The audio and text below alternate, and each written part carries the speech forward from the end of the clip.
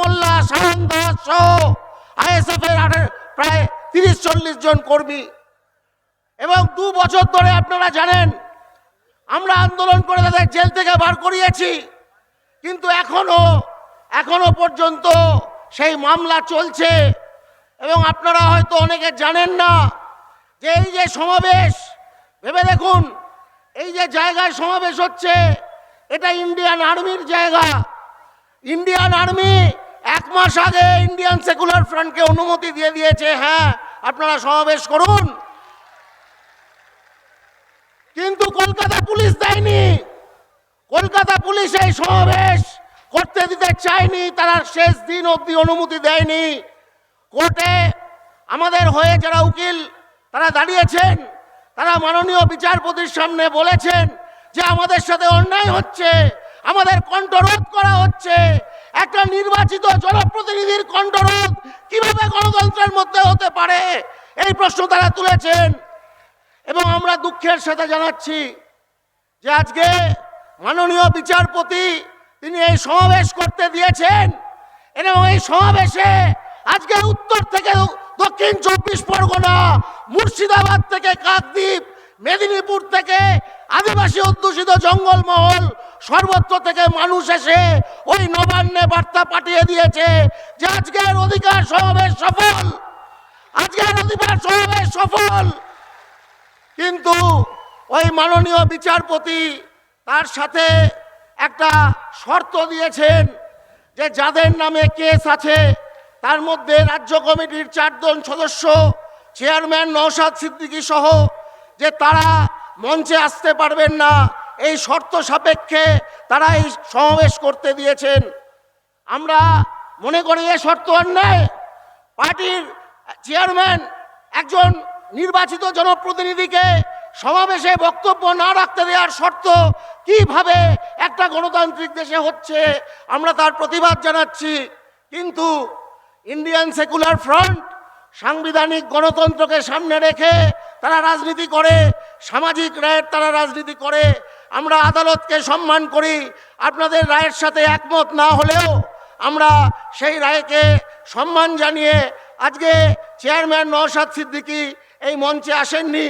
তিনি আপনাদের সামনে বক্তৃতা রাখবেন, কিন্তু তিনি মঞ্চে আসবেন না আদালতকে সম্মান দিয়ে, আর আপনাদের আবেগকে সম্মান দিয়ে তিনি বক্তৃতা রাখবেন। আপনারা সবাই তার কথা শেষ না হওয়া পর্যন্ত এখান থেকে যাবেন না, এই অনুরোধ আপনাদের রাখছি।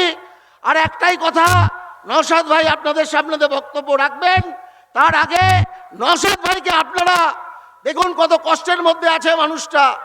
1 মাস ধরে কি চূড়ান্ত পরিশ্রম গেছে, এই এত বড় আয়োজন করতে হয়েছে, আপনাদের কাছে যেতে হয়েছে, গ্রামে গ্রামে যেতে হয়েছে এই বার্তা নিয়ে। আজকে সেই বার্তা নিয়ে আগামী দিনে যে আপনারা লড়বেন, সেই লড়াইয়ের বার্তা আপনারা যে তৈরি আছেন সেই লড়াইয়ের জন্য, সেই লড়াইয়ের বার্তা আপনারা নওশাদ ভাইকে দিন। আপনারা বলুন যে আগামী দিনে ওয়াকফ সংশোধনী বিল যদি পাশ করে, সেই ওয়াকফ সংশোধনী বিলের বিরুদ্ধে, সেই বিলকে জ্বালিয়ে পুড়িয়ে রাগ করে দেওয়ার জন্য আপনারা রাস্তায় নামতে প্রস্তুত কি প্রস্তুত নয়? বলেন যদি আমাদের রাজ্যে যে 10% ওবিসি সংখ্যালঘুদের জন্য এবং অন্যান্য ওবিসিদের জন্য যে 10% সংরক্ষণ, হাইকোর্ট বিজেপির মিথ্যে কথা বলে তারা পিটিশন করেছে, হাইকোর্ট সেই সংরক্ষণ বাতিল করে দিয়েছে, সুপ্রিম কোর্টে মামলা চলছে, রাজ্যে নিয়োগ হচ্ছে না, সেই সংরক্ষণকে পুনর্বহাল করার জন্য আমার অনগ্রসর ভাই বোনেরা, আমার সংখ্যালঘু ভাই বোনেরা আগামী দিনে লেখাপড়া করছে, সরকারি চাকরি করতে চায়, স্বপ্ন দেখছে স্কুল মাস্টার হবে, হাসপাতালে যাবে, ডক্টর হবে, নার্স হবে, সেই সংরক্ষণ পুনর্বহালের জন্য ইন্ডিয়ান সেকুলার ফ্রন্ট লড়াই করবে। আপনারা সাথে আছেন কি নেই জানেন? ওবিসি সংরক্ষণ পুনর্বহাল করতে হবে পশ্চিমবঙ্গে, এই দাবির জন্য আপনারা লড়তে প্রস্তুত কিনা? আমরা এই দাবি জানাচ্ছি যে পশ্চিমবঙ্গে জাতিভিত্তিক জনগণনা করতে হবে আগামী জনগণনার সাথে, এবং আরো এই সমস্ত যে আমাদের অনগ্রসর দলিত, আদিবাসী, সংখ্যালঘু আমাদের যে ভাই বোনেরা আছে পশ্চিমবঙ্গে, তার জন্য সামাজিক ন্যায় প্রতিষ্ঠা করার জন্য আইএসএফ আগামী দিনে এগিয়ে যাবে এবং আমরা এই আইএসএফের ঝান্ডা নিয়ে আগামী দিনে সামাজিক ন্যায়ের লড়াইকে পশ্চিমবঙ্গে আরও তীব্র গতিতে এগিয়ে নিয়ে যাব। এই কথা বলে আপনাদের সকলকে শুভেচ্ছা জানিয়ে, অভিনন্দন জানিয়ে, জয় ভীম, জয় হিন্দ, আইএসএফ জিন্দাবাদ, ইনকলাব জিন্দাবাদ। ধন্যবাদ।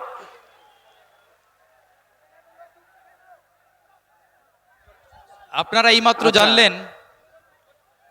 আপনারা একটু ধৈর্য ধরে বসুন, আমাদের মনে ব্যথা আছে আমরা জানি। আমরা সেই শৃঙ্খলিত রাজনৈতিক দলের সদস্য। আজ পর্যন্ত আমাদের বিরুদ্ধে অনেক মিথ্যা অভিযোগ দেয়া হলেও